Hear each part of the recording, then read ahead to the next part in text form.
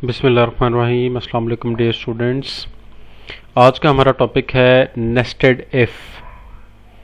पहले हमने जो की थी इफ़, उसमें क्या था कि एक इफ़ हमने यूज़ की थी, उसमें दो कंडीशंस थी। अगर वो लॉजिकल टेस्ट हमारा ट्रू हो जाता है तो क्या हो, और अगर लॉजिकल टेस्ट हमारा फॉल्स हो जाता है तो क्या होना चाहिए। आज हम कर रहे हैं नेस्टेड इफ़।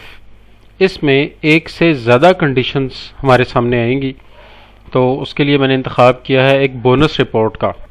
एक कंपनी है, उसके सेल्समैन हैं ABCDEFGHIJ, ये सेल्समैन है। ये इनकी ईयरली सेल्स हैं, ये इनका एक्सपीरियंस है, सैलरी है और एलिजिबिलिटी है। ये वाला सेल हमें बताएगा कि इसको बोनस मिलना चाहिए कि नहीं मिलना चाहिए। अब सोचना ये है कि इसको कैसे पता लगेगा, एक्सेल को कैसे पता लगेगा कि ये एलिजिबल है या नहीं। उसके लिए कंपनी ने एक छोटी सी पॉलिसी बनाई हुई है। वो ये है कि जो भी सेल्समैन सेल्स टारगेट को यानी 40,000 को अचीव करेगा, उसे कंपनी बोनस देगी, उसे उसकी सेल्स की बेस पे बोनस मिलेगा। अच्छा, तो नेक्स्ट क्वेश्चन ये होता है कि कितना बोनस मिलेगा। तो फिर बताया जाता है कि अगर तजर्बा 5 साल से कम हुआ तो 5% of the sales, 5% of the sales मिल जाएगा अगर 5 साल से तजर्बा कम हुआ। और अगर तजर्बा 5 साल के बराबर या उससे ज़्यादा हुआ तो 20% मिल जाएगा सेल्स का। ठीक हो गया। तो ये थी कंडीशंस। अब यहाँ पे ये जो एलिजिबिलिटी है, यहाँ पे क्या होगा कि जितनी सेल्स की है एक सेल्समैन ने, उसको कंपेयर किया जाएगा सेल्स टारगेट के साथ। अगर वो उसके बराबर या उससे ज़्यादा हुई तो यहाँ पे आ जाएगा यस, अगर उससे कम हुई तो नो आ जाएगा। यहाँ पे हमने सिंपल इफ़ यूज़ करनी है, तो चलिए यूज़ करते हैं। Equal to if bracket open sales target greater than और इक्वल टू, थोड़ा सा स्क्रॉल करते हैं, 40,000। तो क्या होना चाहिए, लॉजिकल टेस्ट हमारा कंप्लीट हो गया, कॉमा लगाएंगे, इन्वर्टेड, कि ये एलिजिबल हैं, इन्हें बोनस मिलना चाहिए। इसमें आप कैप्स में लिख लें, स्मॉल में लिख लें, कोई फ़र्क नहीं पड़ता।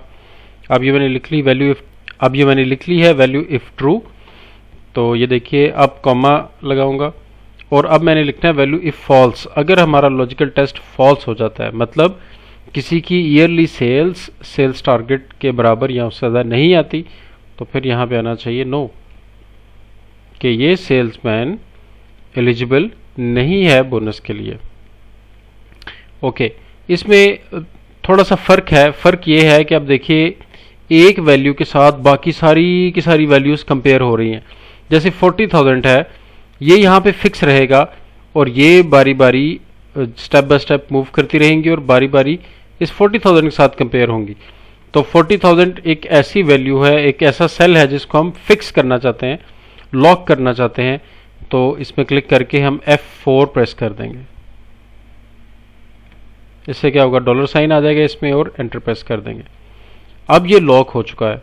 अब क्लिक एंड ड्रैग करते हैं इसको और कंट्रोल D प्रेस कर देंगे, तो ये फार्मूला क्या होगा, ड्रैग हो जाएगा, शिफ्ट हो जाएगा। चलें इसको कंफर्म करके देखते हैं कि वाकई इसने ठीक काम किया। 38,000 no, okay, 33,000 no, 26,000 no, 19,000 no, 15,000 no, जबकि 67,000 yes, 89,000 yes, 58,000 yes, 96,000 yes. Okay, ये फार्मूला हमारा बिल्कुल काम कर रहा है, सही काम कर रहा है। अब आते हैं बोनस की तरफ। यहाँ पे हमने यूज़ करनी है नेस्टेड इफ़। क्या यूज़ करनी है, नेस्टेड इफ़ यूज़ करनी है। Equal to if bracket open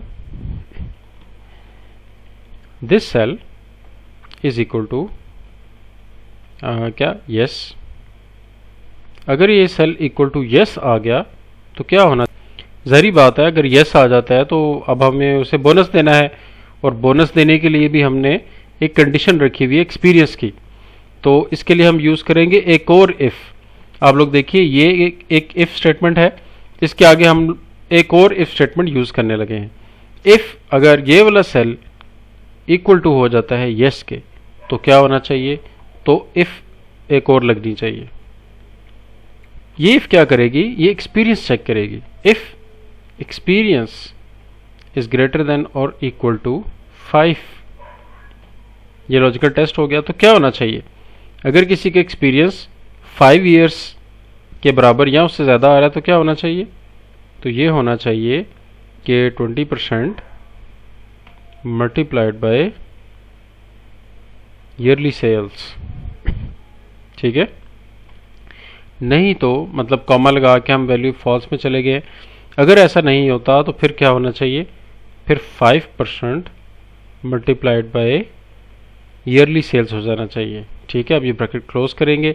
ये इफ हमारी कंप्लीट हो गई है। इसमें देखें बेटा, दो सेल्स हैं ये वाले जिनका नाम है D21 और D22। ये ऐसे सेल्स हैं, ये तो मूव करेंगे बारी बारी 1 बाय 1, जैसे कि एक्सेल की नेचर है कि ये रो बाय रो कैलकुलेशंस करता रहता है। अगर हम इन सेल्स को लॉक नहीं करेंगे तो ये रो बाय रो चलता जाएगा और ये भी नीचे मूव करते जाएंगे, जिससे हमारे सारे के सारे रिजल्ट्स क्या होंगे, खराब हो जाएंगे। इन दो सेल्स को हमने लॉक कर देना है, D21 और D22। देखते हैं कहाँ पे, यस F4 कर देंगे इसको और D21 को भी F4 कर देंगे। चलें जी, ये इफ हमारी कंप्लीट हो गई जो हमने अंदर यूज की थी। अब इसकी फॉल्स स्टेटमेंट लिखनी है इस वाली इफ की, कि अगर यस आ गया तो ये सारा काम होगा, और अगर यस नहीं आता तो कॉमा लगा के लिख देंगे 0। अगर यस नहीं आता तो बोनस कुछ भी नहीं है, 0 है। ब्रैकेट क्लोज और एंटर। ओके, अब इस फार्मूला को क्लिक एंड ड्रैग करेंगे नीचे तक और कंट्रोल D करेंगे ताकि ये फार्मूला हमारा शिफ्ट हो जाए। ओके, देखिए यहाँ पे कुछ लोग हैं जिनको बोनस नहीं मिल रहा। ओके, ठीक है। तो अब टोटल के अंदर क्या होगा कि सैलरी और बोनस को ऐड कर दिया जाएगा। वेरी सिंपल, बहुत आसान है। सैलरी को सिलेक्ट करेंगे प्लस बोनस, एंटर। ये हमारे पास टोटल सैलरी आ गई एक सेल्समैन की। इसे ड्रैग कर लेंगे और सबकी सैलरी आ जाएगी। ये इंतहाई आसान तरीका है। अगर आप कंपनी में कुछ ऐसा काम करना चाह रहे हैं कि जिसमें 2-3 कंडीशंस इकट्ठी मिल गई हैं और आप चाहते हैं कि एक ही फार्मूला आपको उसका आंसर दे दे, तो नेस्टेड इफ एक बहुत अच्छी ऑप्शन होगी। आप लोगों ने देखा कि कैसे यहाँ पे हमने नेस्टेड इफ को यूज़ किया और हमारे आंसर्स बिल्कुल ठीक आ रहे थे। अगर ये वीडियो आपको अच्छी लगे, इसको लाइक कीजिए, शेयर कीजिए, कमेंट कीजिए, और अगर आपने चैनल सब्सक्राइब नहीं किया तो चैनल सब्सक्राइब कीजिए ताकि हर आने वाली वीडियो आपको मिलती रहे। वीडियो देखने का बहुत शुक्रिया। अल्लाह हाफिज़।